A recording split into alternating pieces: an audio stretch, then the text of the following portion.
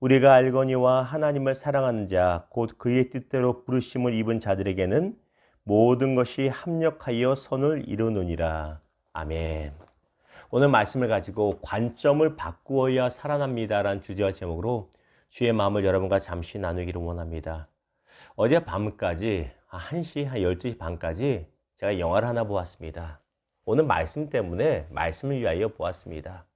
바로 우리가 잘 아는 2013년인가 14년에 나왔던 국민 영화 중에 하나죠. 이순신 장군의 이야기를 다룬 명량이라고 하는 영화입니다. 여러분도 많이 보셨을 거고 또 들으셨을 것입니다. 말씀을 준비하는데 이순신 장군의 이 명량이 떠올랐습니다. 그리고 보다 정확히 예화를 들기 위하여 찾아보면서 돌려보기 하면서 더 빨리 보았습니다. 이순신 장군이 명량이라고 하는 그 해협에서 왜군의 적선들과 전투를 벌이기 때 참으로 큰 두려움이 있었습니다. 우리가 역사적인 사실과 영화를 통해서 알다시피 조선에게 있었던 배는 단 12척이었고 그리고 왜군은 330척이 넘는 배였습니다. 이거 뭐 10대 1이 넘고 20대 1도 넘지요. 도무지 이길 수가 없는 상황입니다. 백성들도 두려워하고 이순신 장군 아래에서 조력하는 부장들, 부하 장수들도 두려워하며 도망가자고 합니다. 바다를 포기하자고 말합니다. 그럼에도 불구하고 나가서 싸우자고 동료하고 격려합니다. 전쟁이 벌어지기 하루 전이죠. 이순신 장군이 장수로, 부하 장수로 있는 아들에게 이런 이야기를 합니다. 아들과 이야기하다가 이렇게 얘기합니다. 아들이 묻죠. 아버님은 두렵지 않으십니까? 그러자 이순신 장군이 이렇게 말합니다. 두려움은 나나 적군이나 가리지 않고 찾아온다. 그리고 그 유명한 다음 말합니다. 그런데 두려움을 용기로 바꿀 수만 있다면, 다시 말씀드려요. 우리 안에 있는 두려움을 용기로 바꿀 수만 있다면 그 두려움은 100배, 1000배 용기가 되어 우리에게 힘을 줄 것이다라고 아들에게 말합니다. 그리고 모든 사람이 두려워하는 가운데 죽기를 각오하고 용기를 내어 싸울 때 그 두려움이 조선수군에게서 왜군들에게 넘어가서 왜군들이 대패하고 도망가는 대승을 거둔 놀라운 역사가 일어나게 됩니다. 어젯밤에 이 영화를 보면서 다시 한번 또 깨닫고 또 다시 한번 도전받는 것은 무엇이냐면 바로 관점을 바꿀 때 살아난다는 것입니다. 관점이 무엇입니까? 어떤 현상을 바라보는 그 포인트를 말하고 어떤 현상을 생각하는 포인트를 말합니다. 어떤 것을 보고 두렵다 생각하면 무너지지만 아니다. 할만하다. 믿음으로 하나님이 계시니 이길 수 있다. 하나님이 계시니 피할 길이 있고 승리할 수 있다고 생각하면 믿음의 역사가 일어난다는 것입니다. 누가 그랬습니까? 다윗이 그랬습니다.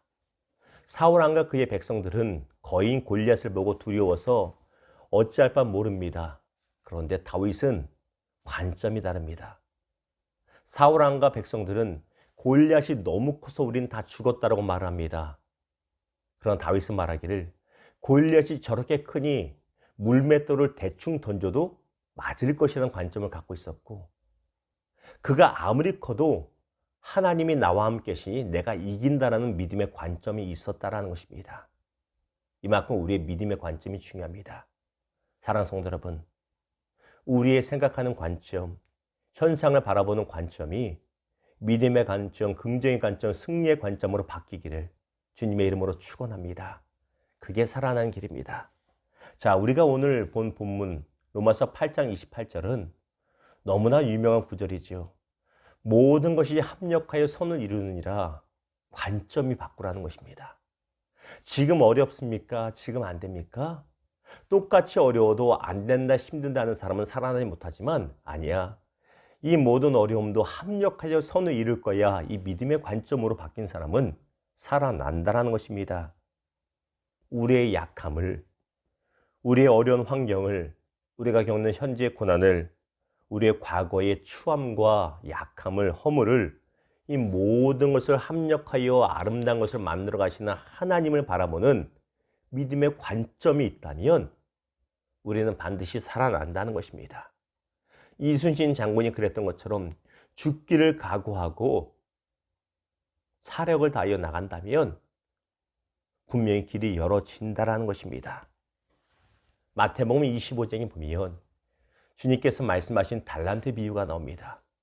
이 달란트 비유에는 관점이 바뀌지 않아서 망한 한 사람이 나옵니다. 누굽니까? 한 달란트 받은 자입니다. 동료들은 5달란트 받았고 2달란트 받았습니다. 본인만 가장 적은 1달란트 받았습니다. 자존심 상할 수 있죠. 무시당하는 것 같지요. 왜 안 그러겠습니까? 그럴 수 있습니다. 사람이니까. 그래서 일을 안 하고 그 받은 달란트를 땅에 묻어두었다가 나중에 주인에게 가져갑니다. 그 결과 책망받고 쫓겨납니다. 그런데 보십시오. 만약 그 사람의 관점이 달랐다면 그러지 않을 것입니다. 야, 저 사람은 5달란트 받았네. 2배로 늘려면 5배나 열심히 해서 5달란트 늘려야 되는 힘들겠구나. 쟤는 2달란트 받았으니 저것도 2배 늘리면 4달란트 만들어내기 힘들겠구나. 그런데 나는 비록 1달란트 조금 받았지만 그만큼 부담도 적구나. 그만큼 내가 실수해도 난 용납받을 수 있구나. 무슨 말씀인지 아시겠죠? 내가 무시당하고 조롱당한다는 이 열등감의 관점에서 벗어나서 나는 부담이 적고 나는 자유롭고 책임감에서 좀 더 자유롭구나. 이 자유함의 관점을 갖는다면 그는 그렇게 무너지지 않았을 것입니다. 똑같은 현상입니다. 똑같은 상황입니다. 관점을 바꾸으면 살아나는데 관점이 바뀌지 않아서 그는 죽고 말았다는 것입니다. 망하고 말았다는 것입니다. 말씀을 맺겠습니다. 우리가 잘 아는 일반 이야기가 있습니다. 어떤 이야기요? 물컵에 담긴 물컵에 담긴 물 이야기 있지 않습니까? 어떤 이야기예요?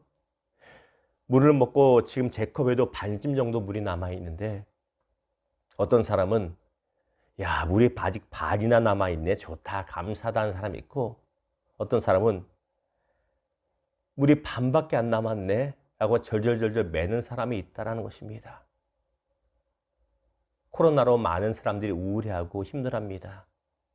저희 어머니도 코로나 때문에 강박 증세로 많이 힘들어하십니다. 야, 너 그거 마스크 썼었냐? 저 사람 마스크 썼었냐? 나도 죽고 남도 힘들게 하는 것이죠. 안타깝지만.